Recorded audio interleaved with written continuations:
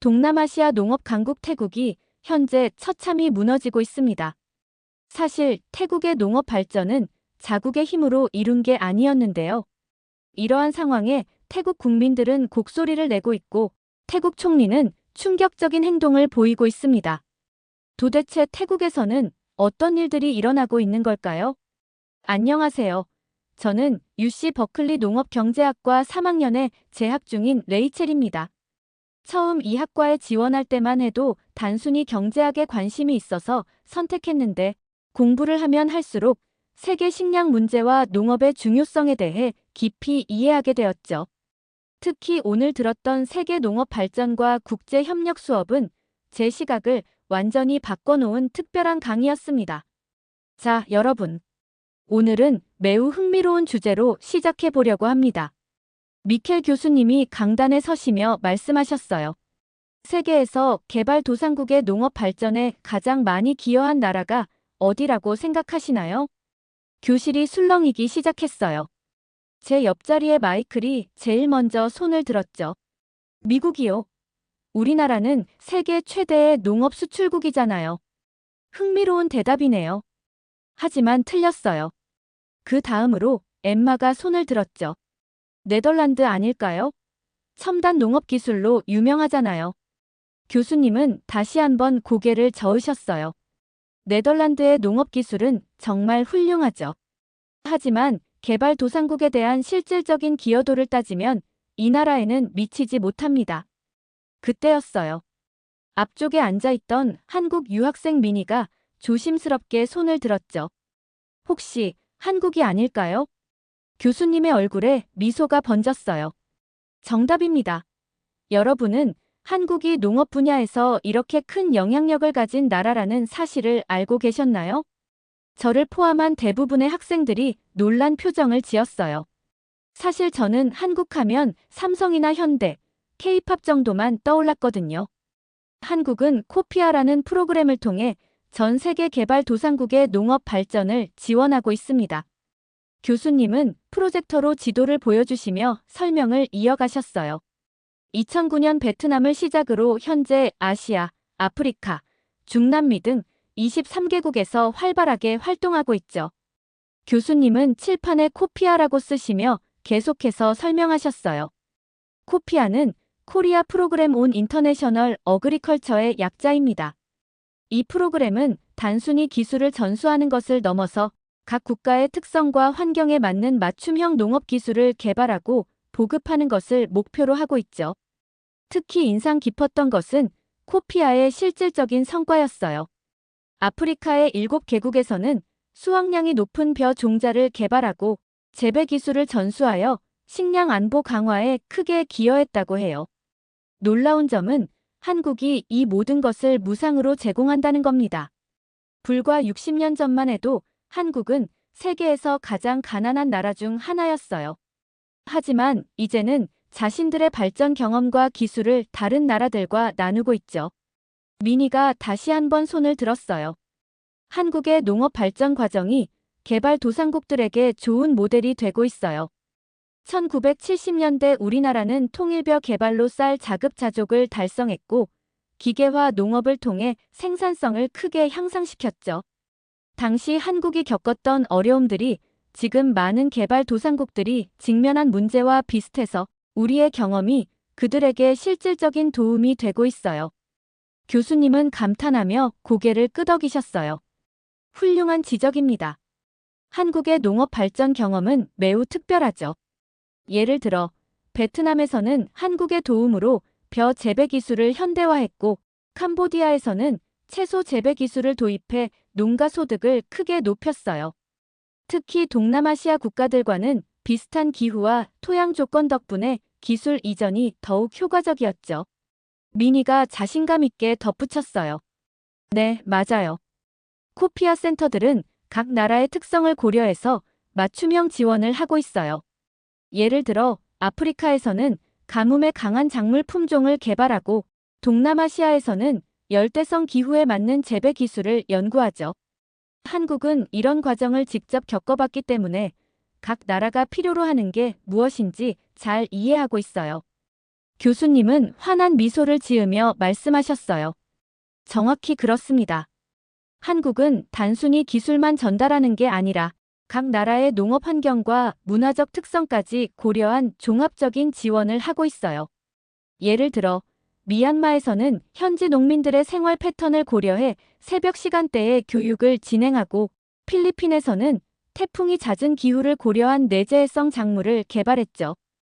이런 세심한 접근이 바로 한국의 농업 지원이 성공할 수 있었던 비결입니다. 불현듯 저는 이전에 들었던 수업이 떠올랐어요.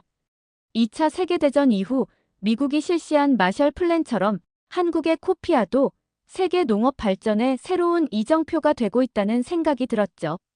여러분, 이것이 바로 진정한 국제 협력의 모습입니다. 받은 도움을 다시 세계와 나누는 것. 이것이야말로 우리가 배워야 할 점이 아닐까요? 강의실은 잠시 깊은 침묵에 빠졌어요. 모두가 교수님의 말씀을 곱씹고 있는 것 같았죠. 저는 노트북을 열어 코피아에 대해 더 자세히 찾아보기 시작했어요.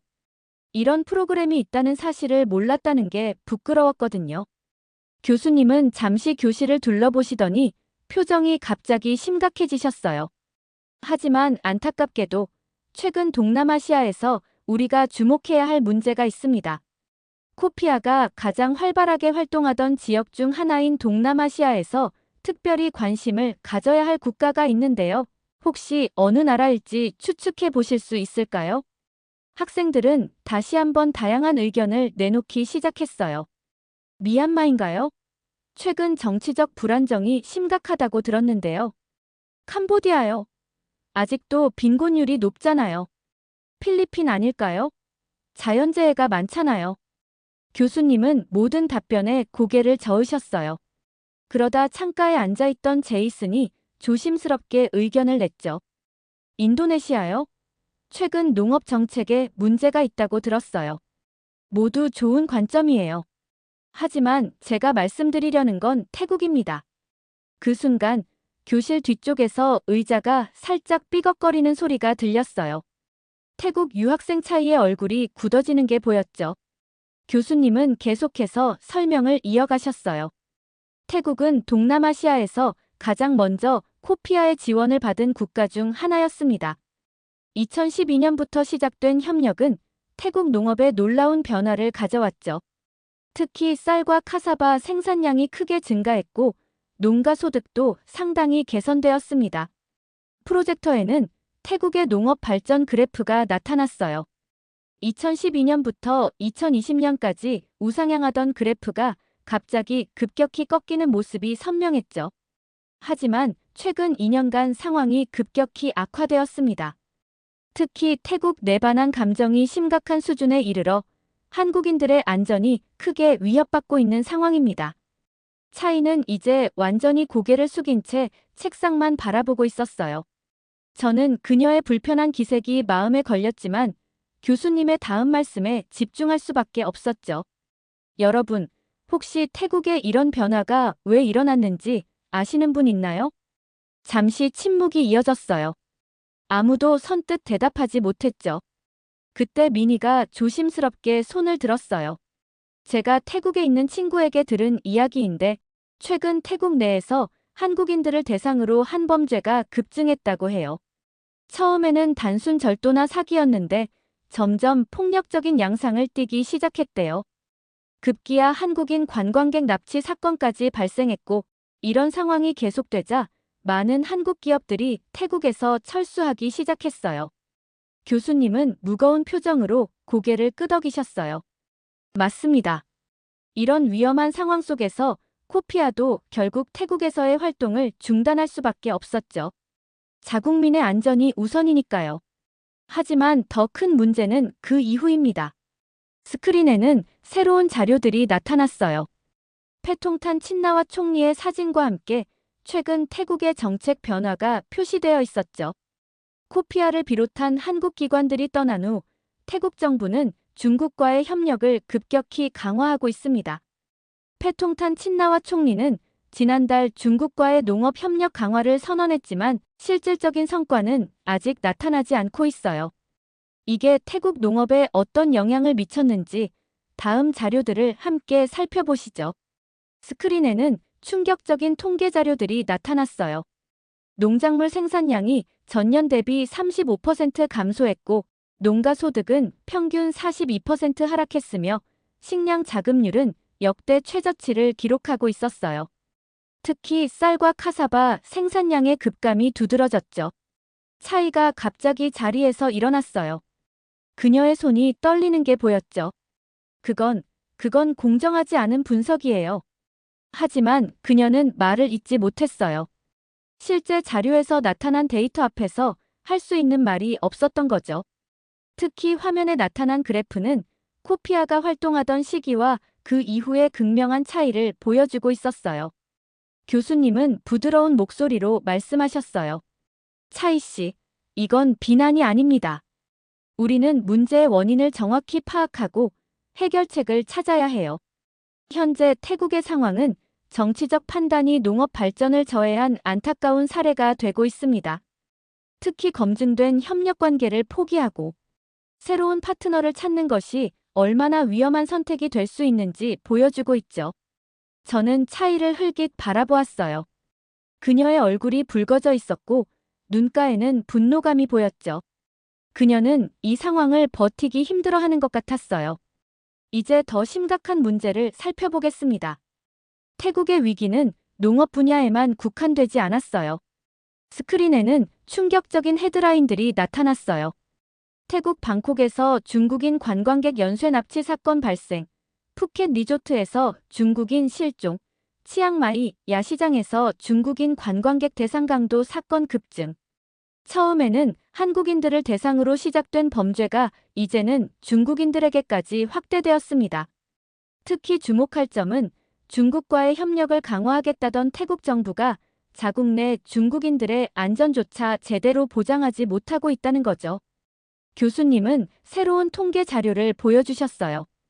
2024년 들어 태국에서 발생한 외국인 대상 범죄 건수가 전년 대비 178% 증가했다는 충격적인 수치였죠. 특히 방콕 차이나타운에서 발생한 중국인 3명 연쇄 납치 사건은 국제적인 파장을 일으켰습니다. 중국 정부는 태국 정부의 미흡한 대처를 강하게 비판했고 자국민들에게 태국 여행을 자제하라는 권고를 내렸죠. 마이클이 손을 들었어요. 교수님, 제 친구가 이번 봄 방학 때 태국 여행을 계획했었는데 취소했다고 하더라고요. 미국에서도 태국 여행주의보가 내려졌나요? 네, 정확한 지적입니다. 현재 미국을 포함한 27개국이 태국에 대한 여행 경보를 발령한 상태입니다. 결과를 보시죠. 스크린에는 태국의 관광 수입 그래프가 나타났어요. 2024년 3분기부터 가파른 하락세를 보이더니 2024년 4분기에는 전년 동기 대비 62%나 감소한 수치를 기록하고 있었죠. 태국의 GDP에서 관광업이 차지하는 비중이 약 20%라는 점을 고려하면 이는 심각한 경제적 타격입니다. 특히 한국인과 중국인 관광객이 차지하는 비중이 컸던 만큼 최근의 사태는 태국 경제에 치명적인 영향을 미치고 있어요. 그때 차이가 떨리는 목소리로 말했어요. 하지만 우리나라는 여전히 동남아시아에서 가장 안전한 나라예요. 이건 일시적인 현상일 뿐이라고요. 교수님은 차이의 말을 부드럽게 끊으셨어요. 차이 씨, 데이터를 보시죠. 방금 보신 것처럼 범죄율은 계속 증가하고 있고 특히 조직적인 범죄가 늘어나고 있습니다. 푸켓의 한 리조트에서는 중국인 일가족이 납치된 후 거액의 몸값을 요구받는 사건도 있었죠. 스크린에는 계속해서 새로운 통계들이 나타났어요. 관광객 감소로 인한 호텔업계의 위기, 여행 관련 산업의 대규모 구조조정, 관광지 상권의 몰락, 모든 지표가 태국의 관광 산업이 심각한 위기에 처했음을 보여주고 있었죠. 더 우려스러운 것은 이런 상황이 장기화될 조짐을 보이고 있다는 겁니다. 국제 관광 전문가들은 태국이 안전에 대한 국제사회의 신뢰를 회복하기까지 최소 3년 이상이 걸릴 것으로 전망하고 있어요. 저는 차이를 다시 한번 바라보았어요. 그녀는 이제 완전히 고개를 푹 숙인 채 책상을 손톱으로 긁고 있었죠. 그녀의 어깨가 미세하게 떨리는 것이 보였어요. 현실을 부정하고 싶지만 부정할 수 없는 상황 속에서 그녀가 느끼는 좌절감이 고스란히 전해져 왔습니다. 교수님은 깊은 한숨을 내쉬시더니 경제 지표가 가득한 새로운 슬라이드를 보여주셨어요. 이제 태국의 경제적 타격을 구체적으로 살펴보겠습니다. 먼저 관광 산업의 붕괴부터 시작해 볼까요? 스크린에는 충격적인 수치들이 나타났어요. 2023년 이후 외국인 관광객이 전년 대비 62% 감소했고 관광 수입은 무려 71%나 급감했다고 해요. 태국의 GDP에서 관광업이 차지하는 비중이 20%라는 점을 감안하면 이는 국가 경제의 치명타라고 할 수 있습니다. 특히 방콕, 푸켓, 치앙마이 같은 주요 관광 도시들의 타격이 심각하죠. 하지만 더 큰 문제는 농업 분야에서 발생하고 있습니다. 교수님은 다음 슬라이드로 넘어가셨어요. 화면에는 태국의 주요 농산물 생산량 변화 그래프가 나타났죠. 보시다시피 쌀 생산량은 전년 대비 45% 감소했고 카사바는 52%, 사탕수수는 38% 감소했습니다. 특히 쌀과 카사바는 태국의 주요 수출 품목이었다는 점에서 이는 매우 심각한 상황입니다. 잭이 손을 들고 질문했어요. 그런데 교수님, 왜 이렇게 급격히 생산량이 감소한 거죠? 좋은 질문입니다. 코피아가 태국에서 철수한 후 태국은 중요한 기술적 지원을 잃었어요. 예를 들어 코피아는 태국의 토양과 기후에 맞는 고수학 품종을 개발하고 첨단 관계 시스템을 구축하는 데 큰 역할을 했습니다. 구체적인 수치를 보여드리죠. 스크린에는 더 자세한 데이터들이 나타났어요. 농업 생산성 지표 2024년 기준. 단위 면적당 쌀 수확량 45% 감소. 농작물 병해충 피해율 167% 증가. 관계시설 효율성 38% 하락. 농가소득 평균 56% 감소. 특히 주목할 만한 것은 쌀 품질의 하락입니다. 태국 쌀의 국제시장 가격이 톤당 평균 538달러에서 312달러로 급락했어요. 이는 품질 저하로 인한 것이죠. 제 옆자리의 사라가 조용히 속삭였어요. 이런 게 가능한 거야? 어떻게 이렇게 빨리 무너질 수 있지? 교수님은 마치 그 말을 들으신 것처럼 설명을 이어가셨어요. 현대 농업은 첨단 기술의 집약체입니다. 코피아가 제공하던 스마트팜 시스템, 병해충 예방 프로그램, 기상 데이터 분석 등이 중단되면서 태국 농업은 사실상 10년 전으로 퇴보했다고 볼 수 있죠. 화면에는 태국 농가의 피해 상황을 보여주는 사진들이 나타났어요. 말라버린 논, 병해충에 감염된 카사바 밭, 버려진 농기계들, 마치 다큐멘터리를 보는 것 같았죠. 더 심각한 것은 이런 상황이 악순환을 만들어내고 있다는 겁니다. 농가 소득이 감소하니 새로운 설비 투자가 불가능해지고 이는 다시 생산성 하락으로 이어지죠. 국제시장에서 태국 농산물의 경쟁력이 급격히 떨어지고 있는 것도 이 때문입니다. 데이터는 계속해서 업데이트되었어요. 국제시장 점유율 변화 2024년 기준. 쌀 수출 세계 1위 4위로 하락. 카사바 수출 세계 1위 3위로 하락.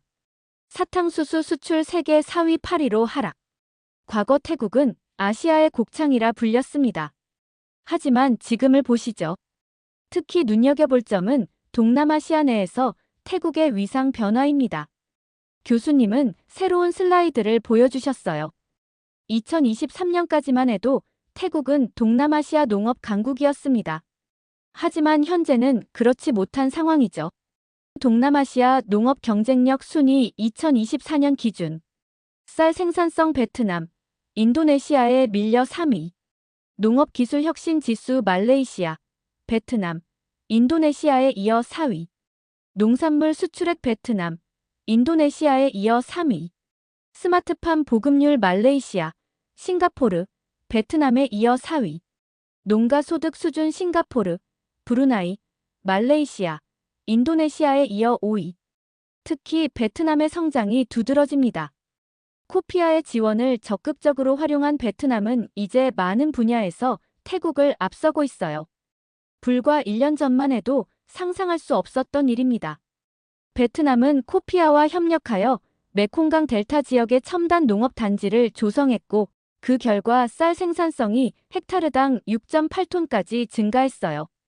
반면 태국은 4.2톤에 그치고 있죠. 교수님은 잠시 말씀을 멈추시고 충격적인 뉴스 자료를 보여주셨어요. 스크린에는 방콕 민주기념탑 앞에 모인 수만 명의 시위대 사진이 떴어요. 패통탄 정권 퇴진, 중국 의존 정책 중단하라, 농민을 살리라는 플래카드들이 눈에 들어왔죠. 태국의 정치적 혼란이 최고조에 달하고 있습니다. 특히 농업 종사자들의 분노가 거세죠. 실제 데이터를 보시면 교수님은 새로운 통계 자료를 보여주셨어요. 농가 부채율 평균 187% 증가. 농가 파산 신청 전년 대비 234% 증가. 청년 농업 종사자 이탈률 45% 증가. 농촌 지역 실업률 32% 증가.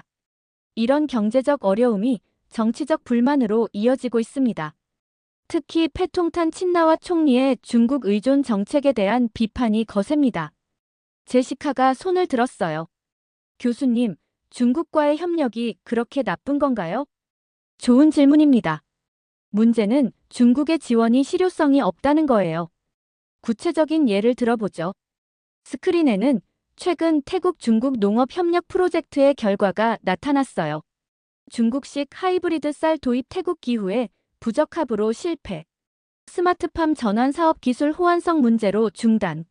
농업용 드론 도입 유지 보수 문제로 80% 방치. 관계시설 현대화 예산 문제로 계획 대비 15% 실행. 게다가 중국의 차관은 상당히 높은 이자율을 요구하고 있어요. 이미 태국의 대중국 부채는 GDP의 12%를 차지하고 있습니다. 그때 미니가 조심스럽게 의견을 더했어요. 태국 친구한테 들었는데요. 시골에서는 패통탄이 태국을 중국에 팔아넘겼다는 말이 공공연하게 나온다고 해요. 교수님은 고개를 끄덕이셨어요. 맞습니다. 특히 최근 방콕에서 열린 반정부 시위에는 약 50만 명이 참여했어요.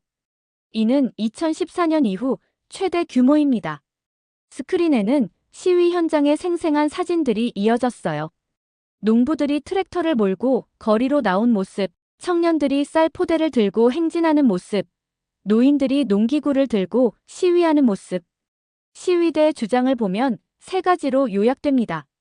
패통탄 친나와 총리 즉각 퇴진, 중국 의존 농업 정책 전면 재검토, KOPIA 프로그램 재개를 위한 한국과의 관계 복원.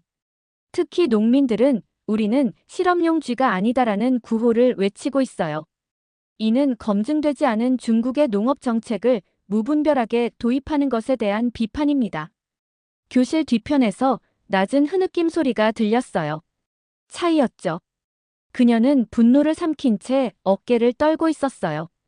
교수님은 부드러운 목소리로 말씀을 이어가셨어요. 현재 태국 전역 77개 주 중 64개 주에서 반정부 시위가 진행되고 있습니다.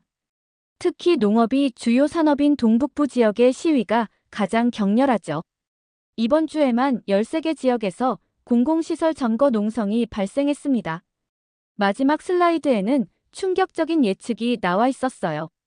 현재 상황이 지속될 경우 2026년까지 태국 농가의 35%가 파산할 것으로 예상됨. 저는 이 수업이 단순한 농업 경제 수업이 아니라는 걸 깨달았어요. 이것은 한국가의 운명이 어떻게 잘못된 정책 결정으로 바뀔 수 있는지를 보여주는 현재 진행형 사례였죠. 오늘 우리는 매우 중요한 교훈을 배웠습니다. 현대 사회에서 한국가의 영향력은 단순히 군사력이나 경제 규모로만 측정되지 않아요. 한국은 자신들의 발전 경험을 다른 나라들과 성실히 나누면서 신뢰할 수 있는 파트너로서의 위치를 굳건히 해왔습니다. 태국의 현재 상황은 매우 안타깝습니다. 하지만 이는 우리에게 중요한 교훈을 줍니다. 국제협력은 단순한 거래가 아닌 신뢰를 바탕으로 한 관계여야 한다는 것을요. 벨이 울리고 수업이 끝났지만 아무도 선뜻 자리에서 일어나지 못했어요. 모두가 오늘 배운 내용의 무게감을 느끼고 있었던 것 같아요. 저는 노트북을 닫으며 깊은 생각에 잠겼어요. 농업경제학을 전공하면서 이렇게 깊은 통찰을 얻게 될 줄은 몰랐네요. 단순한 농작물 생산과 무역의 문제가 아니라 국가 간의 신뢰, 정책의 중요성, 그리고 한 국가의 운명이 걸린 문제였어요. 교실을 나서는 차이의 뒷모습이 눈에 들어왔어요. 그녀의 어깨는 여전히 무거워 보였지만 어딘가 결연한 기색이 느껴졌죠. 아마도 그녀는 오늘 수업을 통해 자국의 현실을 더 명확히 직시하게 된 것 같았어요. 저는 제 노트에 마지막 문장을 적었어요. 진정한 국제협력은 상호 신뢰와 이해를 바탕으로 한다. 그리고 그 신뢰는 하루아침에 쌓을 수 없다. 이렇게 한국이 세계적으로 농업에 엄청난 영향력을 끼치는 사연 어떻게 들으셨나요? 과거 한국이 못 살았을 시절을 생각하며 개발도상국들을 도와주는 모습이 너무 인상 깊었는데요. 또 이러한 도움의 고마움도 모르는 태국을 보내 화가 나기도 했습니다. 여러분들의 의견은 어떠신가요? 다양한 의견을 댓글을 통해 공유해주세요. 긴 영상 시청해주셔서 감사드리고 구독과 좋아요 부탁드립니다. 한국은 과거 태국의 도움을 받아놓고 지금은 태국을 버렸습니다. 태국 총리가 한국의 경제적 도움이 사라지자 부적절한 발언을 하고 있습니다. 이 발언에 세계가 들썩거리고 수상한 움직임이 감지되고 있습니다. 도대체 태국 총리는 왜 이런 발언을 했을까요? 안녕하세요. 저는 미국의 어느 대학교에서 동아시아 국제관계와 외교 수업을 듣고 있는 넬리라고 합니다. 아시아 지역의 복잡한 국제관계에 관심이 많아서 이 수업을 선택했죠. 동아시아 연구소 소장이신 교수님은 항상 수업 시작 10분 전에 오셔서 칠판에 오늘의 주제를 적어 놓으시는데 오늘 칠판에는 한국과 태국 관계의 과거와 현재라는 주제가 적혀 있네요. 아, 흥미로운 주제인걸 생각하며 제자리에 앉았어요. 저는 평소 한국과 태국의 관계가 그저 관광이나 문화교류 정도로만 알고 있었거든요. 하지만 오늘은 뭔가 더 깊이 있는 이야기를 들을 수 있을 것 같은 예감이 들었어요. 교수님은 정시가 되자 늘 그러시듯 수업을 시작하셨어요.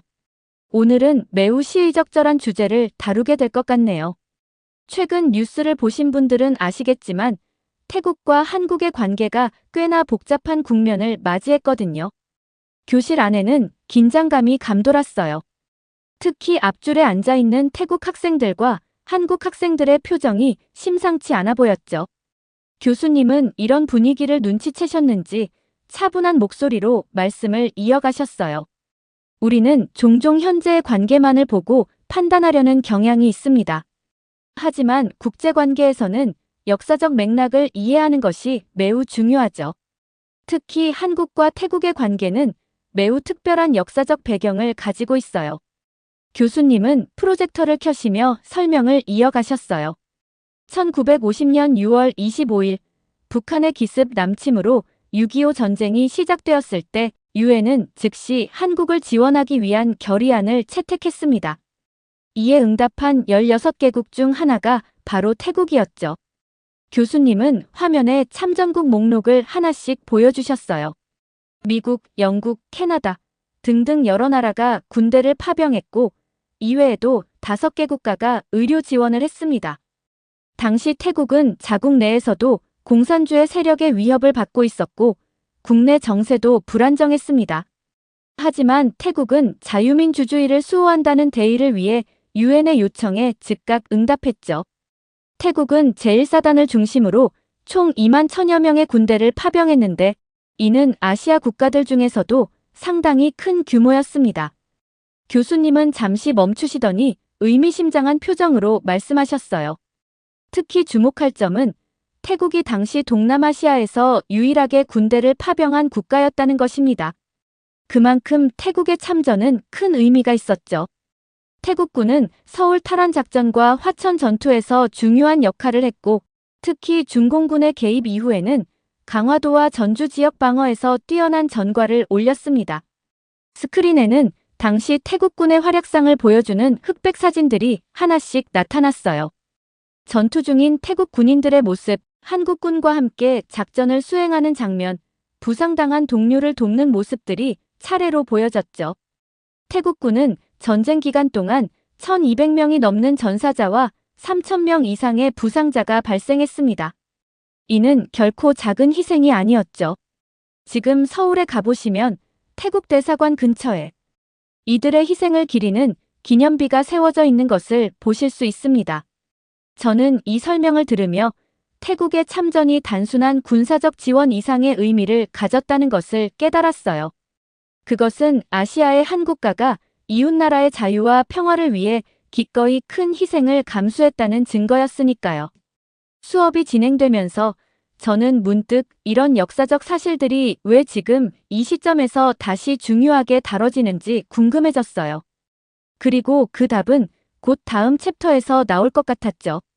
교수님은 잠시 숨을 고르시더니 화면을 현재 뉴스 기사들로 전환하셨어요. 이제 우리는 현재 태국과 한국의 관계에 대해 이야기를 나눠볼 텐데 최근 상황이 매우 복잡해졌습니다. 스크린에는 태국 현지 신문들의 헤드라인이 나타났어요. 한국인 관광객 70% 감소, 방콕 시내 한국 식당들 줄 폐업, 한국 기업들, 태국 투자 철회 검토 등의 기사들이 보였죠. 올해부터 시작된 태국 내 반한 감정이 최근 들어 심각한 수준에 이르렀습니다. 처음에는 SNS상의 작은 논쟁으로 시작됐지만 점차 현실 세계로 번져나가면서 한국인 관광객들을 향한 적대적인 행동들이 보고되기 시작했죠. 이로 인해 많은 한국인 관광객들이 태국 여행을 기피하게 되었고, 이는 태국의 관광 산업에 직접적인 타격을 주었습니다. 교수님은 경제 지표가 담긴 그래프를 보여주셨어요. 태국의 GDP에서 관광 산업이 차지하는 비중은 약 20%에 달합니다. 그 중에서도 한국인 관광객들은 상위 3위 안에 드는 중요한 고객층이었죠. 하지만 현재는 한국인 관광객이 70% 이상 감소했고, 이는 태국 경제에 심각한 영향을 미치고 있습니다. 더욱 충격적인 것은 기업들의 동향이었어요. 현재 삼성전자, LG전자, 현대자동차 등 주요 한국 기업들이 태국 내 투자를 재검토하거나 철수를 고려하고 있다고 합니다. 이미 일부 중소기업들은 베트남이나 인도네시아로 생산 기지를 옮기기 시작했죠. 이런 위기 상황에서 태국 정부는 새로운 파트너를 찾아 나섰다고 해요. 태국 정부는 중국과의 경제 협력 강화를 시도했습니다. 하지만 중국의 경제 성장 둔화와 부동산 시장 위기로 인해 중국은 태국이 기대했던 만큼의 경제적 지원을 제공하지 못했죠. 특히 관광 분야에서는 한국인 관광객들의 높은 소비력을 중국 관광객들이 대체하지 못했습니다. 그러던 중 최근 주목할 만한 변화가 있었어요. 교수님은 지난주 방콕 포스트 신문의 일면 기사를 보여주셨죠. 패통탄 친나와 태국 총리는 지난주 방콕 정부청사에서 열린 기자회견에서 매우 의미 있는 발언을 했습니다. 그녀는 1950년 6.25 전쟁 당시 태국은 2만 1000명의 군대를 파병했고 1200명이 넘는 전사자가 발생했습니다. 이는 단순한 숫자가 아닌 한국의 자유와 평화를 위한 태국의 진정한 우정을 보여주는 증거입니다. 라고 강조했죠. 교수님은 계속해서 총리의 발언을 인용하셨어요. 친나와 총리는 특히 당시 태국군은 서울 탈환 작전, 화천 전투, 강화도 전투에서 중요한 역할을 했으며 이는 현재 한국이 세계적인 경제 강국으로 성장하는데 작은 밑거름이 되었다고 자부합니다라고 말했습니다. 더욱 주목할 만한 것은 총리의 구체적인 제안이었다고 해요. 친나와 총리는 최근의 불행한 상황을 해결하기 위해 한태 정상회담을 제안했습니다. 또한 양국의 젊은 세대들이 서로를 더 잘 이해할 수 있도록 문화교류 프로그램을 대폭 확대할 계획입니다. 하고 밝혔죠. 마지막으로 총리는 과거 한국이 힘들 때 태국이 그랬듯이 이제는 태국이 한국 관광객들의 안전과 편의를 최우선으로 보장하겠다고 약속했다고 합니다. 이를 위해 특별 관광경찰대를 신설하고 한국어 통역 서비스를 24시간 운영하는 등의 구체적인 계획도 발표했다고 해요. 교수님은 잠시 말씀을 멈추시고 교실을 둘러보셨어요. 이런 상황에서 우리는 몇 가지 중요한 질문을 던져볼 수 있습니다. 과거의 우호적인 관계가 현재의 갈등 상황을 해결하는데 어떤 역할을 할 수 있을까요? 그리고 양국이 이 위기를 극복하기 위해서는 어떤 노력이 필요할까요? 교실 안에는 무거운 침묵이 흘렀어요. 특히 앞줄에 앉아있는 태국 학생들과 한국 학생들의 표정이 더욱 굳어진 것이 보였죠. 저는 이제 이 수업이 단순한 역사적 사실이나 현재 상황의 설명을 넘어 더 깊은 논의로 이어질 것이라는 것을 느낄 수 있었어요. 그리고 그 예감은 곧 현실이 되었죠. 잠시 침묵이 이어지던 중 앞줄에 앉아있던 태국 학생 투란이 손을 들었어요. 교수님, 저는 이해가 되지 않아요. 투란의 목소리에는 억눌린 분노가 느껴졌어요. 우리 태국은 한국이 가장 어려울 때 도움을 준 나라입니다. 지금 교수님께서 보여주신 것처럼 우리는 2만 명이 넘는 군인들을 보냈고 1200명이나 되는 소중한 생명을 잃었어요. 그런데 지금 한국은 어떻게 우리를 대하고 있나요? 투라는 자신의 휴대폰을 꺼내 최근 뉴스 기사들을 보여주기 시작했어요. 보세요. 한국 기업들이 하나둘씩 태국을 떠나고 있어요. 그들은 더 싼 노동력을 찾아 베트남이나 인도네시아로 가고 있죠. 우리나라의 젊은이들이 실업자가 되어가는데 한국은 전혀 신경 쓰지 않아요. 그녀의 목소리가 점점 높아졌어요. 더구나 한국 관광객들의 태도를 보세요. 그들은 우리나라에 와서 마치 자신들이 주인인 것처럼 행동해요. 우리의 문화를 존중하지 않고 시끄럽게 굴고 술에 취해 소란을 피우죠. 방콕 시내의 한국 식당들은 태국 현지 식당들의 영업을 망치고 있어요. 투라는 잠시 숨을 고르더니 계속해서 말을 이어갔어요. 우리 할아버지는 6.25 전쟁에 참전하셨어요. 그분은 항상 한국과 태국이 피로 맺어진 형제 같은 사이라고 말씀하셨죠. 하지만 지금 한국은 그런 역사적 우정을 완전히 잊어버린 것 같아요. 그들은 우리를 그저 관광지로만 여기고 값싼 노동력을 제공하는 나라로만 취급하고 있어요. 특히 그녀가 강조한 것은 경제적인 불균형이었어요. 한국 기업들은 우리나라에서 큰 돈을 벌어갔어요. 하지만 정작 그들이 떠날 때는 아무런 책임도 지지 않았죠. 수많은 태국 노동자들이 직장을 잃었고 협력 업체들은 파산 위기에 처했어요. 이것이 과거 우리가 보여준 우정에 대한 보답인가요? 투란의 발언이 끝나자 교실은 더욱 무거운 침묵에 빠졌어요. 몇몇 태국 학생들은 고개를 끄덕이며 동의를 표했고 한국 학생들은 불편한 기색이 역력했죠. 교수님은 이 상황을 주의 깊게 지켜보시다가 마침내 입을 여셨어요. 투란 씨, 당신의 감정과 우려는 충분히 이해합니다. 하지만 우리는 이 문제를 좀 더 깊게 살펴볼 필요가 있을 것 같네요. 혹시 다른 의견을 가진 학생이 있나요? 그때 교실 중앙에 앉아있던 한국 학생 연희가 조용히 손을 들었어요. 저는 이제 이 토론이 더욱 흥미진진한 방향으로 전개될 것이라는 것을 직감할 수 있었죠. 연희는 천천히 자리에서 일어났어요. 그녀의 표정은 차분했지만 목소리에는 강한 확신이 담겨 있었죠. 저는 투란 씨의 말씀에 일부 동의합니다. 6.25 전쟁 당시 태국의 도움은 정말 감사한 일이고 우리 한국인들은 그것을 절대 잊지 않고 있어요. 하지만 현재 상황에 대해서는 좀 더 구체적인 사실관계를 살펴볼 필요가 있을 것 같네요. 연희는 자신의 태블릿을 꺼내 몇 가지 통계 자료를 보여주기 시작했어요. 먼저 한국 기업들의 태국 철수 문제에 대해 말씀드리겠습니다. 실제로 많은 기업들이 태국을 떠나게 된 결정적인 계기는 최근 발생한 한국인 대상 폭력 사건들이었어요. 방콕에서만 지난 6개월 동안 127건의 한국인 대상 폭행 사건이 발생했고 파타야에서는 89건의 한국인 관광객 피해 사례가 보고되었습니다. 교실 안에는 놀라움의 탄식이 흘렀어요. 특히 심각한 것은 이러한 사건들에 대한 태국 경찰의 소극적인 대응이었어요. 대부분의 사건이 제대로 된 수사도 이루어지지 않았고 일부 경찰들은 오히려 피해자들에게 한국으로 돌아가라는 식의 발언을 했다고 합니다. 연희는 잠시 숨을 고르고 계속 이어갔어요. 투란 씨께서 한국 관광객들의 문제를 지적하셨는데, 물론 일부 관광객들의 부적절한 행동이 있었다는 점은 인정합니다. 하지만 그것이 폭력을 정당화할 수는 없죠. 더구나 태국의 관광 수입 중 한국인 관광객이 차지하는 비중이 약 23%에 달한다는 점도 고려해야 합니다. 연희는 더 충격적인 사실을 공개했어요.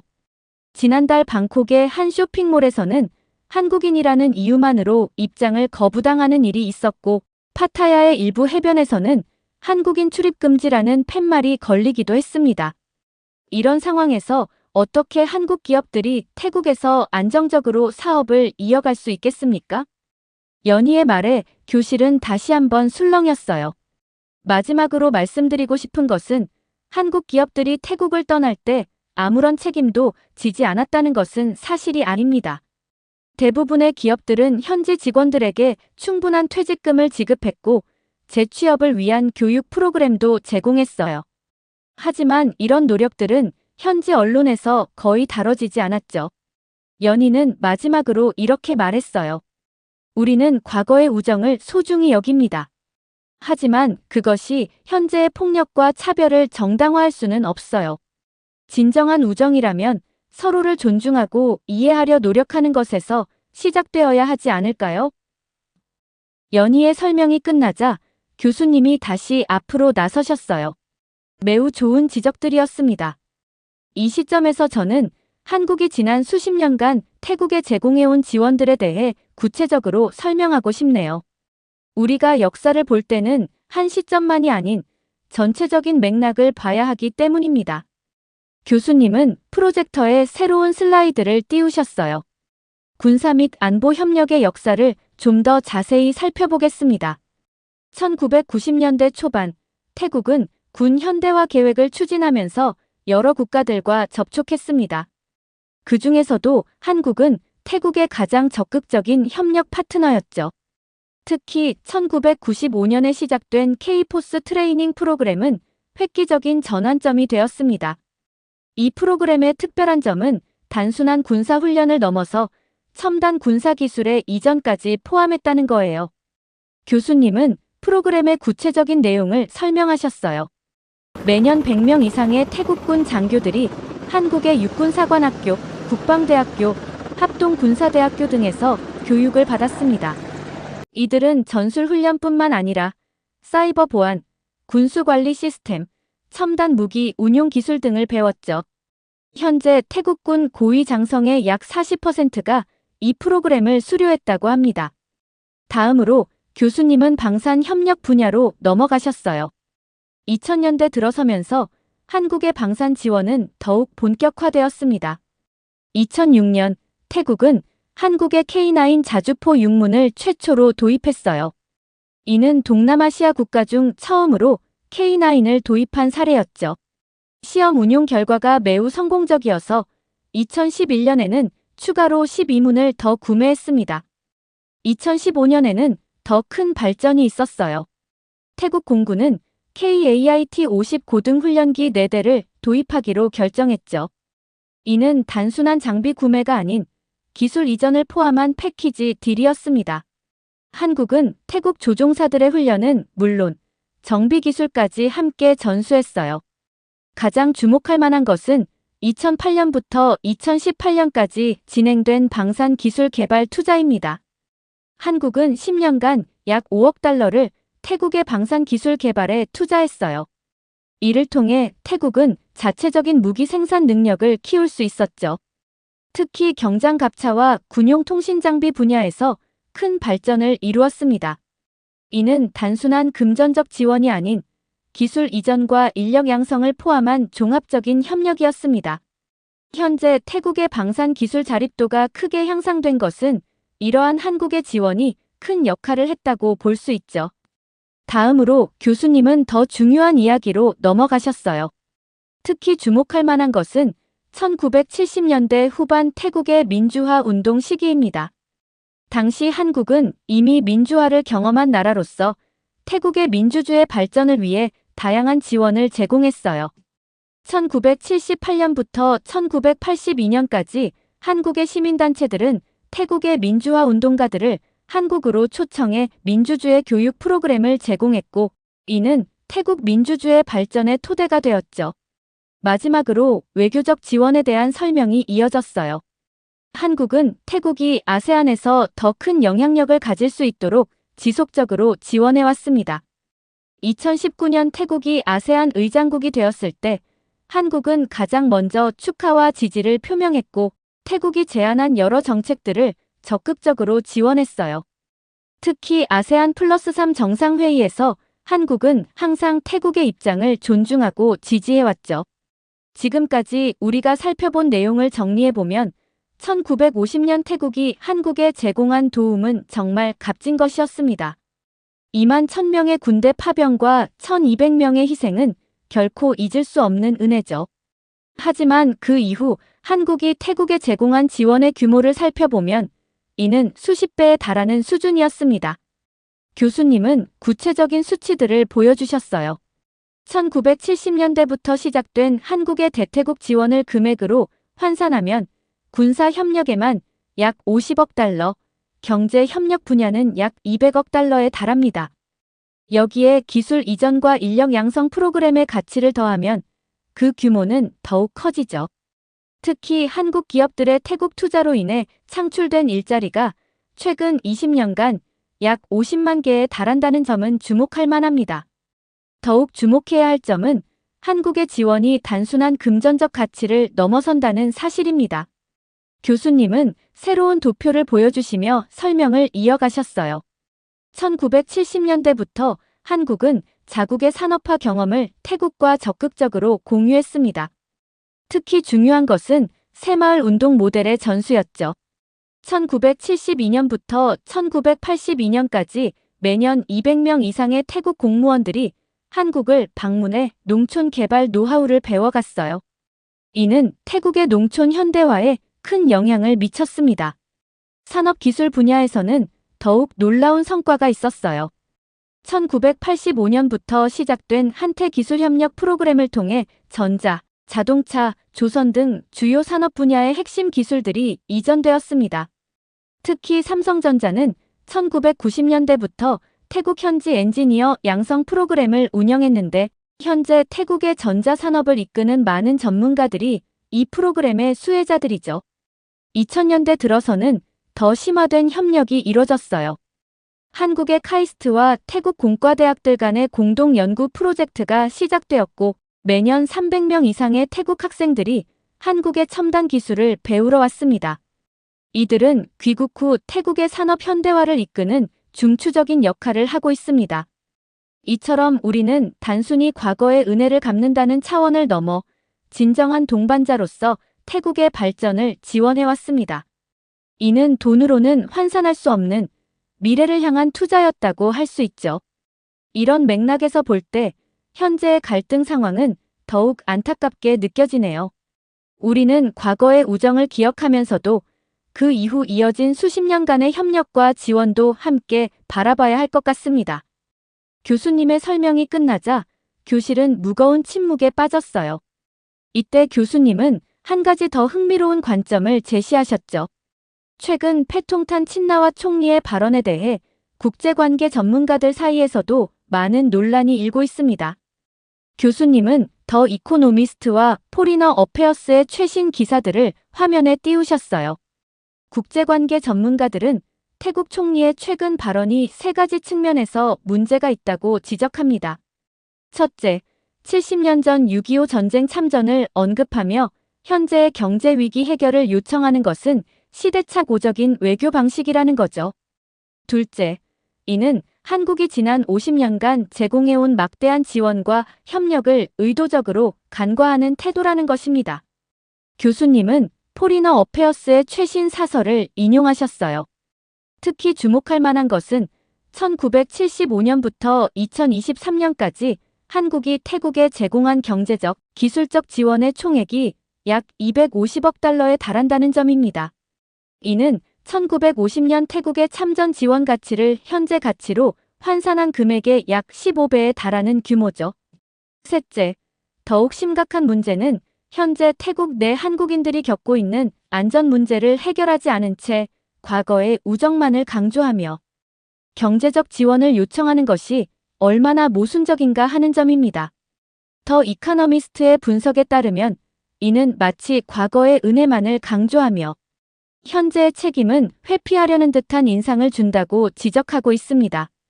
교수님은 잠시 말씀을 멈추시고 계속하셨어요. 실제로 지난달 발표된 하버드 케네디 스쿨의 연구 보고서는 이러한 태국의 접근 방식이 오히려 양국 관계를 더욱 악화시킬 수 있다고 경고하고 있습니다. 현대 국제관계에서는 과거의 공적보다는 현재의 상호 이해와 미래를 위한 구체적인 협력 방안이 더욱 중요하기 때문이죠. 앞줄에 앉아있던 투라는 이 말을 듣자 얼굴이 붉어지며 고개를 숙였어요. 그녀의 손끝이 미세하게 떨리는 것이 보였죠. 아마도 자신이 앞서 했던 발언들이 이런 맥락에서 얼마나 편향된 것이었는지를 깨달은 것 같았어요. 교수님은 마지막으로 이렇게 말씀하셨어요. 오늘 우리는 매우 중요한 교훈을 배웠습니다. 국제관계에서는 한순간의 역사적 사실만이 아닌 전체적인 맥락을 이해하는 것이 얼마나 중요한지를요. 다음 수업에서는 이러한 갈등을 해결하기 위한 구체적인 방안들을 논의해 보도록 하겠습니다. 강의가 끝나고 교실을 나오면서 저는 많은 생각이 들었어요. 국제관계라는 것이 단순히 과거의 역사나 현재의 이해관계만으로 설명할 수 없는 훨씬 더 복잡하고 깊은 것이라는 걸 새삼 깨달았죠. 그리고 진정한 우정은 과거의 기억을 소중히 하면서도 현재와 미래를 함께 바라보며 만들어가는 것이라는 사실도 말이에요.